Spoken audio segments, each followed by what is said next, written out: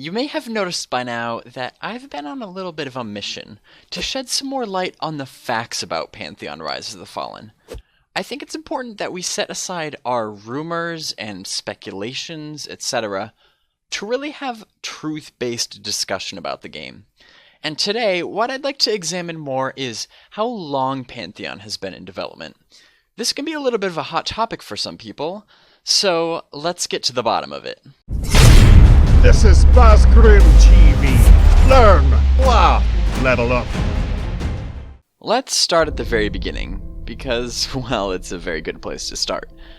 As we can see from this Games Industry article from January 2014, Brad McQuaid founded Visionary Realms in September 2013.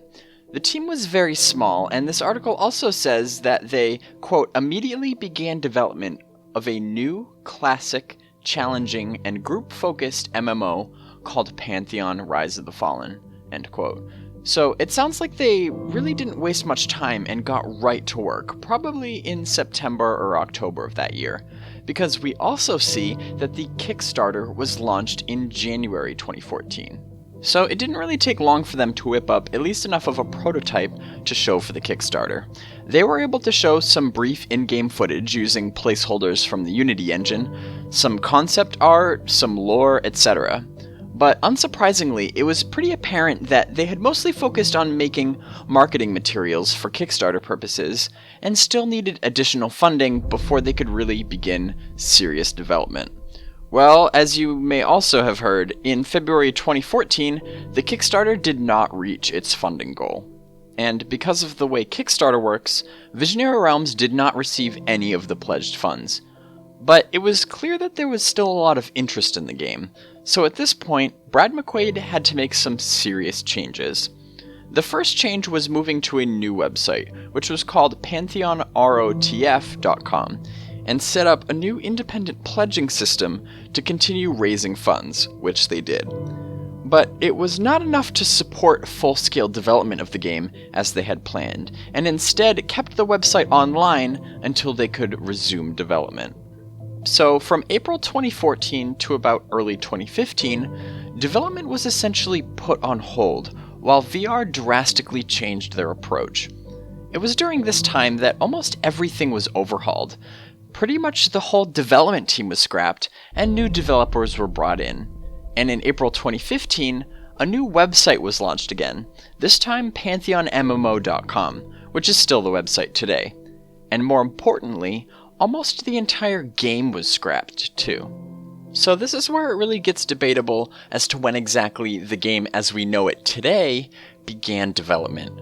Did it start in September 2013? Or did it start sometime in early 2015? I really think there's arguments for both, but I just wanted to point out that basically, while there have been a few constants, such as Brad McQuaid and the title Pantheon, the Visionary Realms endgame that was being developed from 2013 to 2014 is almost unrecognizable from the Visionary Realms endgame that has been developed since 2015. And more importantly, ever since the change in 2015, they have been making very steady progress, making the subtitle Rise of the Fallen even more suitable. Just to give you some examples of how different the game was in its first iteration, the world was called Celestius instead of Terminus, and the map was almost completely different. The races and classes were different, the lore was different, character progression was centered on harvesting the essence of fallen heroes, and you get the idea. There are undoubtedly many overall design philosophies that were carried over. The goal has always been to make an immersive, challenging, and socially oriented MMO, but in many ways they started over sometime around the end of 2014 and the beginning of 2015. We don't know exactly when development with the new team started, but as we can see from this post on the official forums by Kilson, it seems like it was about 12 months after the Kickstarter failed, which would put it at about February 2015. So if you consider the start of development of Pantheon to be September 2013, when they first started making a prototype for Kickstarter, then as of the recording of this video, the game would have been in development for about 5.5 years. But like I said, most of the 2013 to 2014 era was spent making a proof of concept to show to potential investors so they could get the funding necessary to undergo full-fledged development. So is that considered part of the development process? Again, I'll leave that up to you.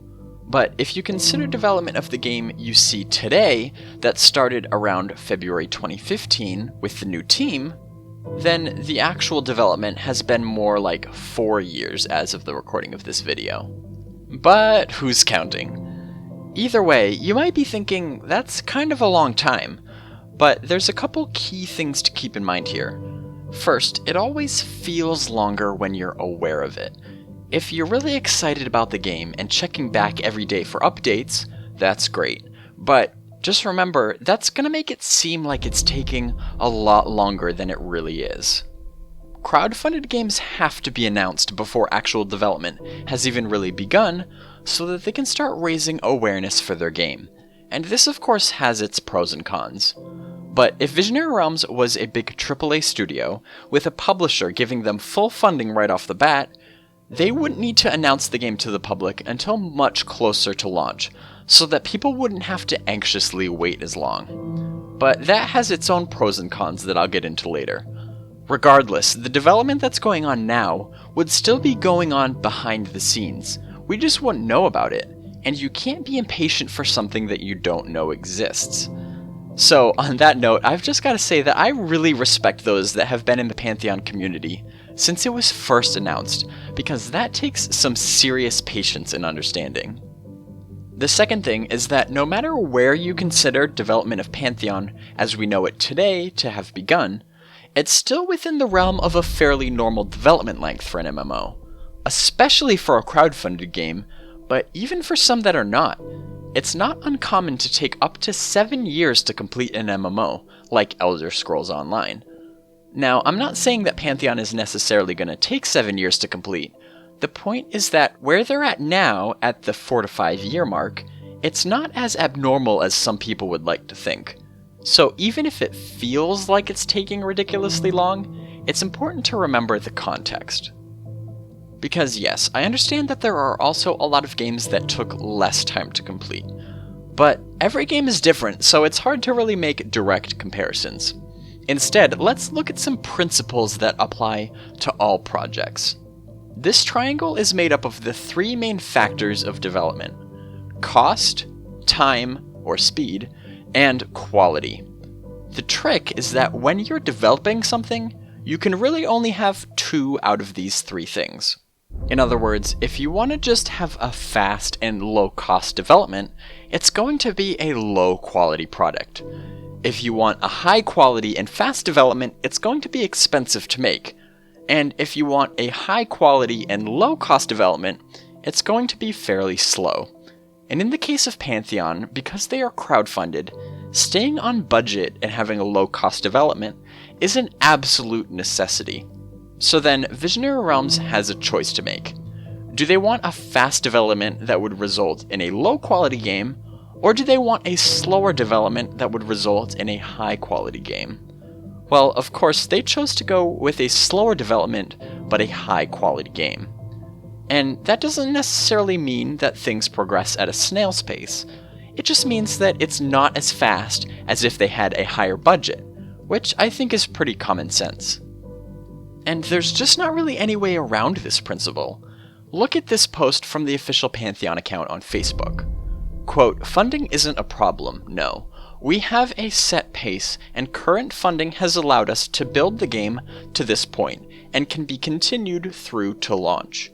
But if we can speed the funding along periodically, it allows us to speed along development, bringing us to alpha, beta, and launch much sooner than would otherwise be possible. The cadence at which we are funded will get us to launch, yes. That does not mean a speedy development, though. We have made a lot of progress since we have started, and the pace has increased as the pledges and investments have increased." End quote. So we can see that Visionary Realms has already done the planning necessary to ensure that their funds will carry them through to launch. And that's obviously a great sign. But the more funds they get, the more they can move away from that low-cost side of the triangle and into the fast side of the triangle, without ever having to sacrifice quality, which is ultimately most important. The whole reason Visionary Realms decided to go with the crowdfunding route in the first place was so that they could maintain creative control of the vision of Pantheon, to make sure that it really resonates with their target audience. Publishers also have a tendency to impose shorter deadlines to get their product out the door sooner. The problem is that if the funding stays the same, which it usually does, that requires you to sacrifice quality, which obviously isn't good either.